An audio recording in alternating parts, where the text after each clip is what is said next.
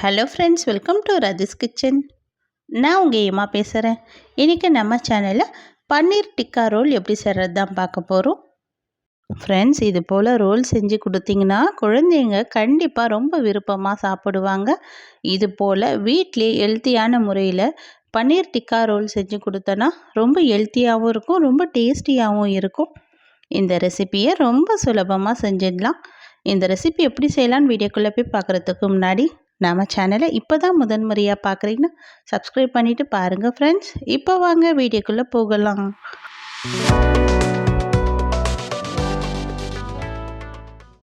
இந்த ரோல் செய்கிறதுக்காக இப்போ ஒரு அகலமான பாத்திரம் எடுத்துக்கலாம். இதில் 1 கப் அளவுக்கு கோதுமை மாவு, 1 கப்பு அளவு அதே அளவுக்கு மைதா மாவு சேர்த்துக்கலாம். இது கூடவே இந்த மாவுக்கு தேவையான அளவுக்கு 1/2 ஸ்பூன் அளவுக்கு உப்பு சேர்த்துட்டு 1/2 ஸ்பூன் அளவுக்கு ரவையும் சேர்த்துக்கலாம். ரவை சேர்த்துட்டு இது கூட 1 ஸ்பூன் அளவுக்கு எண்ணெய் சேர்த்துக்கலாம். சேர்த்துட்டு இதை நல்லா இது போல் கொஞ்சமாக கலந்து விட்டுட்டு இப்போ நம்ம இந்த மாவு சப்பாத்தி மாவு பதத்துக்கு நல்லா சாஃப்டாக பிணைஞ்சி எடுத்துக்கணும். இந்த மாவுக்கு எந்த அளவுக்கு தண்ணி தேவைப்படுதோ அது போல் கொஞ்சம் கொஞ்சமாக தண்ணி சேர்த்துட்டு நல்லா சாஃப்டாக பிணைஞ்சி எடுத்துக்கலாம். இப்போ மாவை நல்லா பிணைஞ்சி விட்டுட்டு இது போல் மடித்து கொஞ்சமாக இது போல் ரோல் பண்ணணும். ரோல் பண்ணோன்னா நமக்கு இது நல்லா சாஃப்டாக ரெடி ஆகும். இது போல் ஒரு 2-3 நிமிஷம் நல்லா ரோல் பண்ணி விட்டுட்டு இதை அப்படியே நம்ம ஒரு மூடி போட்டு மூடி வச்சிடலாம். இது அப்படியே இருக்கட்டும். இப்போ ஒரு மிக்சிங் பவுல் எடுத்துக்கலாம். இதில் 100 ml அளவுக்கு தயிர் சேர்த்துக்கலாம். 1/4 ஸ்பூன் அளவுக்கு மஞ்சள் தூள், 1/2 ஸ்பூன் அளவுக்கு கரம் மசாலா, 1 ஸ்பூன் அளவுக்கு ரெட் சில்லி பவுடர், தனி மிளகாய் தூள் தான் சேர்த்துருக்கேன். இது கூடவே 1/2 ஸ்பூன் அளவுக்கு கொத்தமல்லி விதை சேர்த்துட்டு இதுக்கு தேவையான அளவுக்கு 1/2 ஸ்பூன் அளவுக்கு உப்பு சேர்த்துக்கிறேன். நம்ம எந்த அளவுக்கு பன்னீர் எடுக்க போகிறோமோ அந்த அளவுக்கு மசாலா பொருட்கள் ரெடி பண்ணிக்கலாம். இப்போ இது போல் நல்லா கலந்து விட்டாச்சு. நான் இன்றைக்கி 200 கிராம் அளவுக்கு பன்னீர் எடுத்திருக்கேன். அந்த அளவுக்கு தான் நான் மசாலா பொருள் ரெடி பண்ணுறேன். இப்போ இதில் 1 ஸ்பூன் அளவுக்கு எண்ணெய் சேர்த்துட்டு இது நல்லா கலந்து விட்டாச்சு. இது ஹோம்மேடு பன்னீர் தான், நான் வீட்டிலே ரெடி பண்ண பன்னீர் தான். இந்த பன்னீரை சேர்த்துட்டு இது போல் நல்லா கலந்து கொடுத்துடலாம். இதுவும் அப்படியே இருக்கட்டும். அடுத்ததாக இப்போ ஸ்டவ்வில் ஒரு பேன் வச்சுருக்கேன். இந்த பேன் கொஞ்சம் சூடாகி வரட்டும்.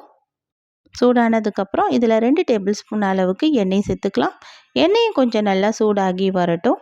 சூடானதுக்கப்புறமா இதில் நம்ம ஏற்கனவே ஊற வச்சுருந்தல இந்த பன்னீர் மசாலாவோடு சேர்த்து அந்த பன்னீர் மசாலாவை சேர்த்துட்டு இது போல் நல்லா நம்ம இந்த எண்ணெயில் சேர்த்துக்கலாம். இந்த மசாலாவோடு சேர்த்து இந்த பன்னீரை நம்ம எண்ணெயில் சேர்த்துட்டோன்னா நமக்கு இது எல்லாம் எண்ணெய்லாம் நல்லா பிரிஞ்சு வர ஆரம்பிக்கும். இதனால் 1 நிமிஷம் ஆனதுக்கப்புறமா இது போல் பொறுமையாக கலந்து விடலாம். ரொம்ப அழுத்தம் கொடுத்து கலந்து விடக்கூடாது, பன்னீரெல்லாம் நமக்கு உடையும்.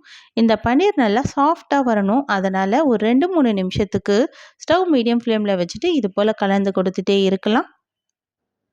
ஒரு 2-3 நிமிஷம் ஆனதுக்கப்புறம் இந்த பன்னீர் நல்லா சாஃப்டாகி வந்திருக்கு. இந்த அளவுக்கு வந்ததுக்கப்புறமா இதில் ஒரு மீடியம் சைஸ் வெங்காயம் ஸ்லைஸ் பண்ணி சேர்த்துக்கலாம். இது கூடவே ஒரு குடமிளகாய் எடுத்துகிட்டு ஸ்லைஸ் பண்ணி சேர்த்துக்கலாம். ஒரு கைப்பிடி அளவுக்கு முட்டைக்கோஸ் சேர்த்துக்கலாம். சேர்த்துட்டு இதையும் நல்லா கலந்து விட்டுடலாம். இப்போ நல்லா இது போல் இந்த மசாலாவோட இந்த பன்னீரோடு சேர்த்து நல்லா கலந்து விடணும். இது போல் நல்லா கலந்து விட்டால் தான் இந்த மசாலாவோடு சேர்ந்து இந்த வெங்காயம் முட்டைக்கோஸ்லாம் நல்லா கலந்து வரும். இப்போ இது நல்லா கலந்து விட்டுட்டு ஸ்டவ் லோ ஃப்ளேமில் வச்சிடலாம். இது அப்படியே நல்லா ஒரு 2 நிமிஷம் இருக்கட்டும். இதில் 1/4 ஸ்பூன் அளவுக்கு மிளகுத்தூள் சேர்த்துக்கலாம். 2 டேபிள் ஸ்பூன் அளவுக்கு டொமேட்டோ சாஸ் சேர்த்துக்கலாம். உங்களுக்கு தேவைப்பட்டதுன்னா எக்ஸ்ட்ரா நீங்கள் மிளகும் உப்பும் சேர்த்துக்குங்க. இப்போ நம்ம இது போல் நல்லா கலந்து விட்டுட்டு ஒரு 2 நிமிஷத்துக்கு அப்படியே ஸ்டவ் லோ ஃப்ளேமில் வச்சுட்டு இப்போ ஸ்டவ் ஆஃப் பண்ணி விட்டுடலாம். நம்ம ரோல் பண்ணுறதுக்கு மாவு ரெடி பண்ணிட்டோம், ஸ்டஃபிங்கும் ரெடி பண்ணிட்டோம். அடுத்ததாக மைனஸ் செய்கிறதுக்காக இப்போ நான் ஒரு மிக்ஸி ஜார் எடுத்துக்கிறேன். இதில் 2 முட்டையை இது போல் உடச்சிட்டு சேர்த்துக்கலாம். இது கூடவே 3 பல் பூண்டு தோலை உரிச்சிட்டு சேர்த்துக்கலாம். 1/4 ஸ்பூன் அளவுக்கு உப்பு சேர்த்துட்டு 1/4 ஸ்பூன் அளவுக்கு சர்க்கரையும் சேர்த்துக்கலாம். இது கூடவே 1/2 ஸ்பூன் அளவுக்கு மிளகுத்தூள் சேர்த்துட்டு முதல்ல இது போல் நல்லா மிக்ஸி ஜாரை மூடி அரைச்சி எடுத்துக்கலாம். இப்போ அரைச்சதில் 50 ml அளவுக்கு வாசனை இல்லாத எண்ணெய் சேர்த்துக்கலாம். சமையல் எண்ணெய் நம்ம வாசனை இல்லாத எண்ணெயாக பார்த்து சேர்த்துட்டு இதையும் நல்லா ஒரு முறை அரைச்சி எடுத்துகிட்டு வந்துடணும். அடுத்ததாக மீதி ஒரு 50 ml அளவுக்கு எண்ணெய் சேர்த்துட்டு இதை நல்லா க்ரீமாக அரைச்சி எடுக்கணும். இப்போ நல்லா இது 2-3 தடவை நல்லா மிக்ஸி ஜாரில் அரைச்சி எடுத்ததுக்கப்புறம் இப்போ நமக்கு மயோனைஸும் ரெடி ஆகிருக்கு.